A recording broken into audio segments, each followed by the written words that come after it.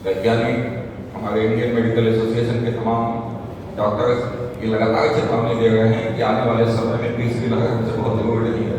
अगर हमने लापरवाही बरती तो निश्चित रूप से हमें इसका खामियाजा फिर भुगतना पड़ेगा। ईश्वर न करे, अल्लाह न करे कि ये दिन हमें कभी दोबारा देखना पड़े। इससे बचने का तरीका क्या हो सकता है? जहाँ तक मेरी जानकारी है, अभी तक कोई ऐसी दवा नहीं खोजी जा सकी है जो इसको प्रिवेंट कर सके। लोगों ने भी कहा है जो चीज़ें वो बड़ी स्पष्ट है। मुझे जहाँ तक लगता है, हालांकि अभी मौलाना अगर पश्चिमी लखनऊ अपने आप में, या लखनऊ कह लीजिए, अदब का शहर है, तहजीब का शहर है, प्यार और मोहब्बत यहाँ लोग बांटते हुए चलते हैं। ये तो कोई इशू ही नहीं है, हिंदू मुसलमान या किसी अन्य तरह का कोई इशू नहीं है, इस त्यौहार पर भी नहीं इशू है। लेकिन इसके बावजूद मैं कहना चाहूँगा कि कुछ चीज़ें ऐसी हैं जो हमारे नगर निगम के अधिकारी हैं, हमें यह सतर्कता बरतनी कि बलि न दी जाए या किसी भी प्रतिबंधित पशु को न काटा जाए, जिससे किसी को कहने का मौका नहीं मिले। ऐसा अभी तक लखनऊ में कभी हुआ नहीं है। मैं उम्मीद करता हूँ आगे भी ये स्थिति रहेगी। प्रशासन भी इस दिशा में सतर्क रहेगा। सोशल डिस्टेंसिंग तो हो ही गई। कहीं भी मीडिया में या कहीं भी सोशल प्लेटफॉर्म पे आपके कहीं कोई अफवाह होती है तो मेरा अनुरोध है, आप सभी को मालूम है 112 है, हमारा नंबर 14 इसको बढ़िया से निपटा देंगे।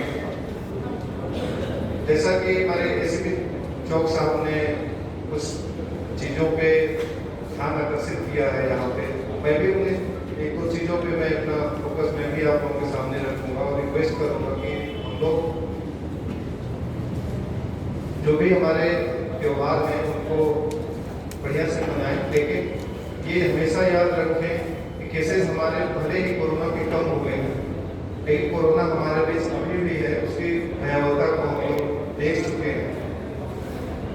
तो उसके जो भी कोविड से संबंधित जो दिशा निर्देश है, शासन गाइडलाइंस है, जिसको हम लोग अपने दैनिक जीवन में रोज सुन रहे हैं, समझ रहे हैं, जानकारी का अभाव नहीं है। मेरा ये मानना है कि जानकारी का अभाव बिल्कुल भी नहीं है। सब लोग उसको जान रहे हैं, समझ रहे हैं, एक बार नहीं 25 बार सुना।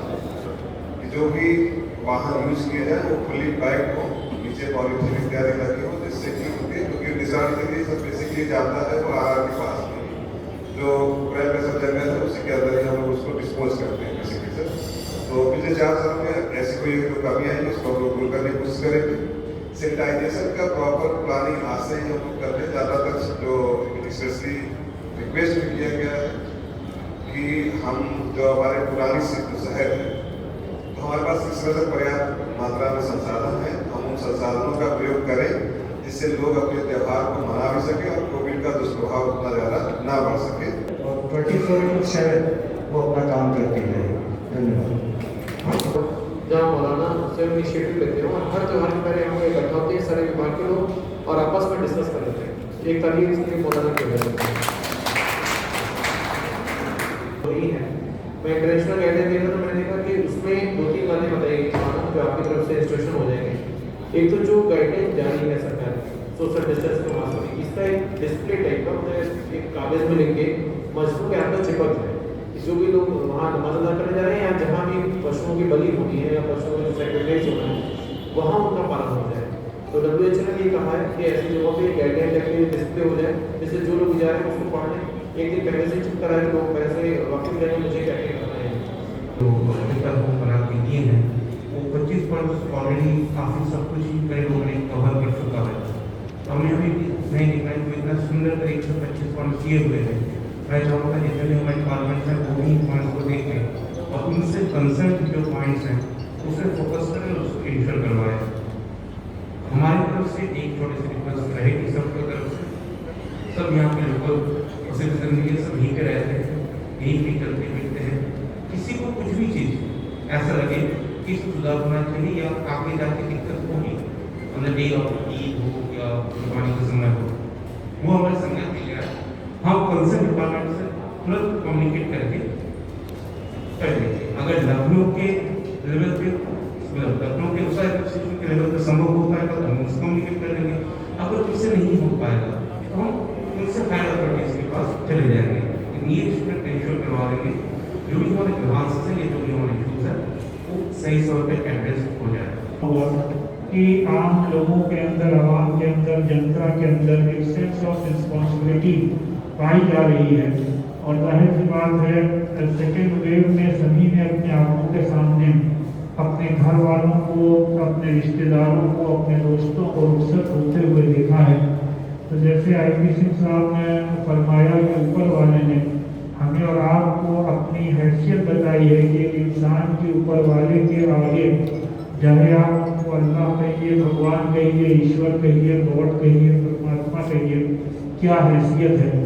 लिहाजा हम सबको अपनी अपनी इस बात को अपने जहन में रखना चाहिए कि ऊपर वाले ने हमें और आपको इस दुनिया में इंसानों की खिदमत करने के लिए भेजा है। और सच्चा मजहबी इंसान वो हुआ करता है जो कि अपने मजहब पर अमल करते हुए इस बात को इंश्योर करे, इस बात को यकीनी बनाए कि हमारी ज़ात से किसी भी दूसरे इंसान को, चाहे वो किसी भी कौम और मजहब का हो, उसको ज़र्रा बराबर कोई भी तकलीफ ना पहुँचे। तैयारियों की समीक्षा करने के लिए, आप सभी से विचार विमर्श करने के लिए आज हम सभी यहाँ इकट्ठे हुए। और सच मानिए, आप लोगों से बकरीद के बहाने फिर से मुलाकात हुई। फरंगी महली साहब जो न सिर्फ काजी शहर है, न सिर्फ हमारे एक प्रमुख धर्म गुरु हैं, बल्कि पिछले कुछ महीनों में जितनी मेरी मुलाकातें आपसे हुई, मैंने देखा और पाया कि सुफियान निज़ामी साहब, मौलाना हारून साहब, रशीद मिनाई साहब, रफ़ीक अहमद साहब, इमरान कुरैशी साहब, करीम साहब, यहाँ उपस्थित city magistrate Shashi Bhushan, additional नगर आयुक्त अमित कुमार साहब, और हमारे पुलिस के अधिकारी तो मौजूद हैं, हमारे बड़े वरिष्ठ अधिकारी सोमेन वर्मा, DCP पश्चिम। आपने कुछ दिन पहले ही यहाँ पे कार्यभार संभाला है और मैंने देखा कि पिछले 1 महीने के दौरान यहाँ की रग रग से वे वाकिफ हो गए। वो होती और है जिसमें वर्ष में 365 दिन नालियाँ साफ रहें, कहीं कहीं कूड़ा करकट ना पड़ा हो, कोई अतिक्रमण ना हो, कोई व्यक्ति किसी दूसरे व्यक्ति पर हावी ना हो, किसी को एक्सप्लॉइट ना करे, किसी का उत्पीड़न ना करे। और हमारा पुलिस का यहाँ उपस्थित अन्य जितने भी अधिकारीगण अन्य अलग अलग विभागों से आए हुए हैं, सभी का ये दायित्व है और सभी का ये जिम्मा है कि ऐसी व्यवस्था बना पाए। संख्या की वजह से और हमारे अलग अलग कामों में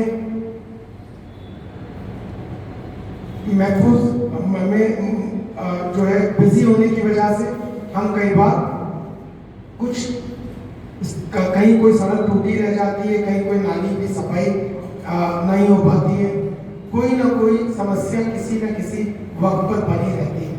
तो हम आएंगे, तो हम सभी लोग पार्टी वाले भी, नगर निगम वालों के साथ, तो जो हमारे हाथ से संभव है हम करने में तनी भी नहीं जाएंगे। ये बात मैं आपको 100% अपनी तरफ से और सारे पुलिस विभाग की तरफ से और अन्य विभागों की तरफ से भी आश्वस्त कर देना चाहता हूँ कि हम इसके प्रतिबद्ध हैं और इतना हमारी जिम्मेदारी भी है, पुलिस विभाग में होने की हैसियत से भी और इस देश का नागरिक होने की हैसियत से, और दोनों जिम्मेदारियां पूरी तरह से निभाएंगे। हमारे एडिशनल SP साहब ने, DCP साहब ने, सिटी मजिस्ट्रेट साहब ने, अपर नगर आयुक्त साहब ने, यहाँ मौजूद अन्य अधिकारियों ने बताई ये बातें कि उसमें कुछ और मैं क्या ऐड करूँ, मुझे कहने में सोचना पड़ेगा। कोई क्या 11 पर ये अंकित है, एक कॉपी में मौलाना साहब का छोड़कर भी जानूं कि कंटेनमेंट जोन को छोड़कर शेष स्थानों और जोन में तथा धर्म स्थलों के अंदर एक बार में एक स्थान पर 50 से अधिक श्रद्धालु ना हो। इसका तात्पर्य यह है भी पढ़ी जाएगी या मंदिर में पूजा भी की जाएगी, एक समय में एक स्थान पर 50 व्यक्तियों की सीमा निर्धारित कर दी गई। पिछले वर्ष हम 5 ही व्यक्ति थी, 50 व्यक्तियों की 50 लोग एक साथ एक स्थान पर नमाज पढ़ पाएंगे। तो इसका आशय सीधा सीधा यह है कि अन्य लोग जो स्थान पर उस समय ना पढ़ पाए उसी समय में पढ़ना यदि आवश्यक है तो ऐसा मेरा विश्वास है। धन्यवाद।